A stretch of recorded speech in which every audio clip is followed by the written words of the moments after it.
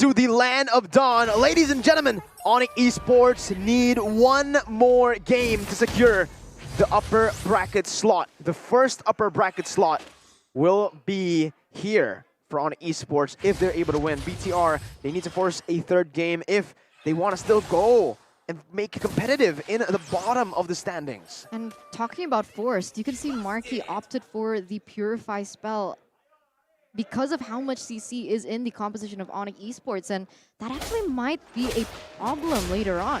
Well, there you go. A little bit of a contest already early on. Lethal Wanderer secured by Kairi. And for Max, he is going to have a tougher time in his jungle up against the Karina in terms of wave clear. The clear difference is going to be the main issue here because Kairi, well, they both have the Demon Slayer, but in that mid side, that's key almost getting pulled back. The combo between the Atlas and the Faramis is going to be so scary to deal with later on. In the top side, though, we can see that with the Inspire, CW was able to make a play and get a bit of an advantage against Marky here, who's already used the Purify as well. Ooh, he has to be careful, though. Already some setups coming in from ONIC Esports, trying to disrupt Max's farming pattern as well, and it's starting to show, perhaps. We'll see what happens as it is still 20 seconds to the Lord. Both teams have a lot of time to set up, as the emphasis right now is in that top side. With the Cho in the EXP lane, it really feels like it's like a throwback situation here, because we've seen that, we can see that, you know, the Cho, Boots on the Cho will be able to be so proactive in trying to go for those big flanks. Yeah, you can see as well in that top side, right? CW knows the risk of getting ganked in the gold lane. He knows that he is the losing lane currently for ONIC Esports, so he needs to play it very safe. Meanwhile, down below, Moreno has the Black Shoes, gets the level up in time with the Black Shoes able to back away for now, but Boots jumps in with the help of Kairi to pick up first blood. Doomnock Blast connecting all the three members, but the damage isn't enough, and Boots is able to use the Way the Dragon Flicker to bring Chorizo under the turret. Keyboy gets the Fatal Links onto Key. No Flicker available. A solo kill up top, but BTR lose 3 members in the second minute of the game. And we can see here the talents prediction by Axe. Also very different, though. I changed into ONIC. I think they have more things to play around with, like you can see on screen. Speaking about that, though, they tried different things, but ONIC Esports are still on top right now. And that crowd control difference, man, they completely abuse it in the bottom lane.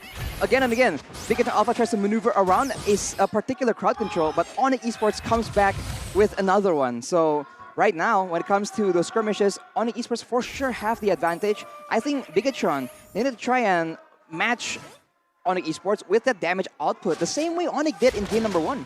Oh, CW needs to be careful though. Keyboy jumps in as well. Purify is ready there. He goes in for Fatal Lanes. Doomnock Blast popped in. Keyboy gonna be stunned up there as Marky is able to get out with the Purify. Dreon caught, still able to flicker out.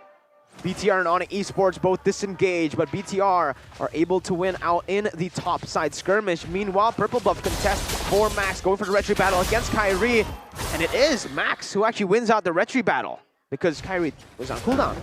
Exactly. And now with that advantage, BIGETRON, they are pressuring the gold lane immensely right here. Marky almost taking down that turret, and the fight seems to be breaking out a bit. But of course, with the Purifies, they have ways, methods to outplay Keyboy's engage. So he needs to be a bit more unexpected, unpredictable with that Fatal Links. They need to be thinking about this really well, right? I agree with you. Because of how BIGETRON Alpha have a lot of good disengages, they need to look for a way to perhaps bait the Purifies from coming down. Because from the side of ONIC Esports, they have a lot of CC. And when we're talking about CC, Keyboy actually gets taken down in a 4v1 situation.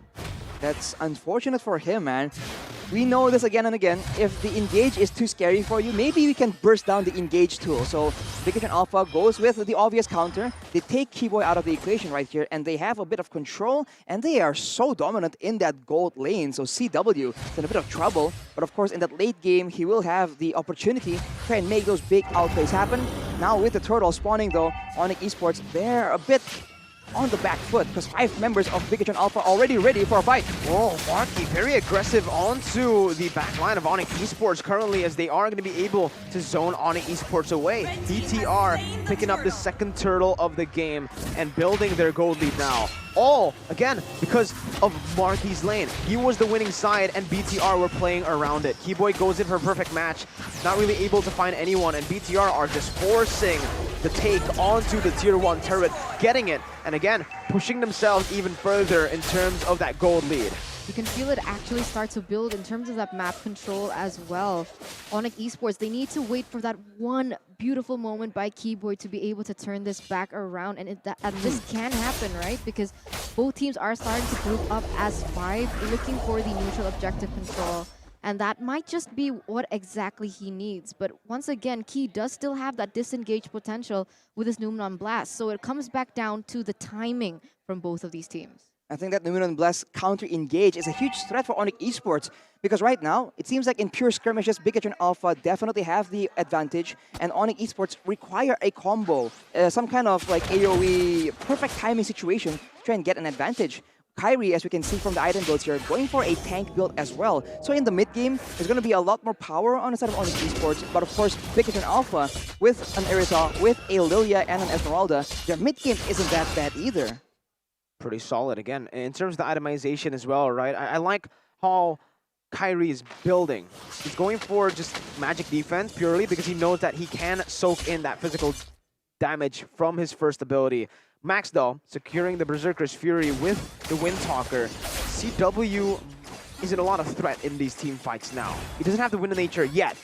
And for Max, it's going to be so easy to burst him down. Bottom side, though, Boots not going to be able to actually defend this turret. It's another turret take for BTR.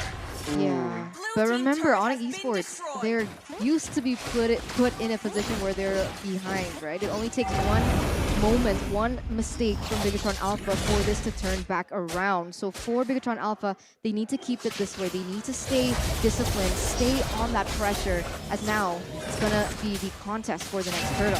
Falling Star Moon used, Sorizo zoning Kairi away as Max goes in, but look at that! Max still able to find the Retribution onto the turtle, securing the third and final turtle for BIGETRON Alpha. 2-1 in terms of that neutral objective right now.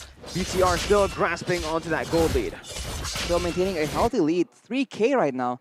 ONIC Esports are still trying to find ways to try and catch up, but overall, BIGETRON Alpha, they're just way too scary. You can see that anyone who mispositions, there's just so much damage available for BIGETRON Alpha to punish with, and that is the main difference. They're playing how ONIC is playing in game number 1, and that will be Keyboy taking out yet again the battle for vision and control. BIGETRON Alpha is ruthless. I mean, it's difficult, right? Because that's exactly what Keyboy was meant to do. He's meant to go and look and open vision for his team as well as look for moments. But every time he does that, he instantly gets punished by the damage coming in from BIGETRON Alpha. And this is Marky on a Purify, not on the battle spell like CW.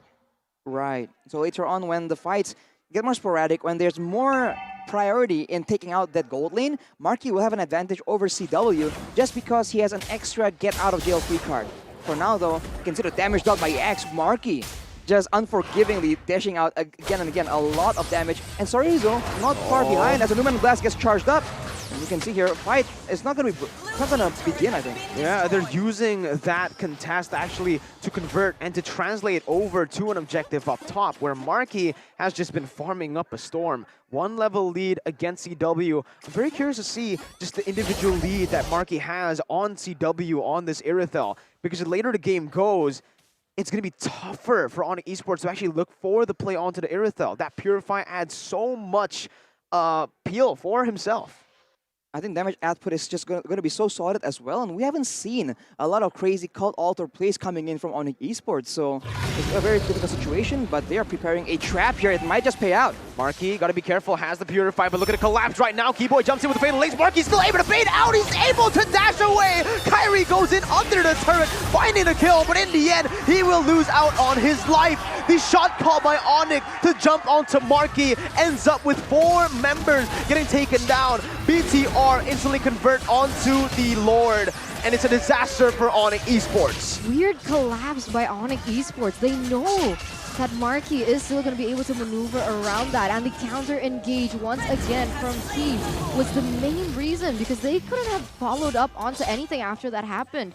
4-0 trade, a Lord already in the hands of BIGETRON Alpha, and now a 6,000 gold lead as we're going to go into the instant replay presented to you by the Samsung Galaxy A series. Everyone going at the same time towards Marky, and finally, kairi is able to take him out. But with that Purify, he's able to just buy so much time. And fighting under the tower when you're at a gold disadvantage against BIGETRON Alpha, who has a lot of DPS, a lot of AoE as well. Not the right call. They trade 1 for 4 right there.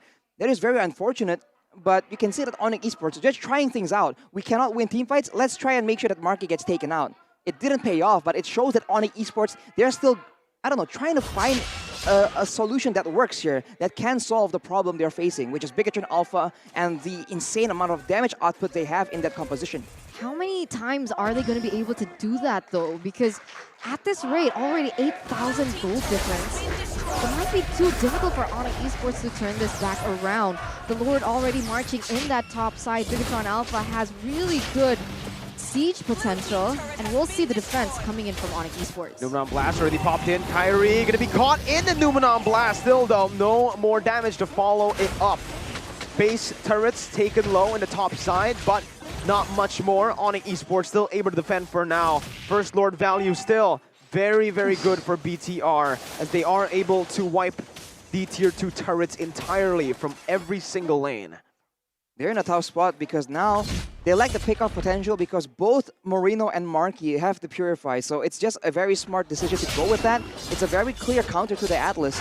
And without the possibility to pick them up, if they go for a front-to-back situation, they don't have the damage potential to try and deal with it. Because Marky and Moreno, they both essentially do AoE as well. And it's 2 different types of damage on the side of ONIC Esports. Essentially, their main DPS tool is CW. There's not really a lot of magical DPS coming in, so they don't win in the short burst. They don't win in the prolonged, drawn-out fights either. So ONIC Esports have no answer right now.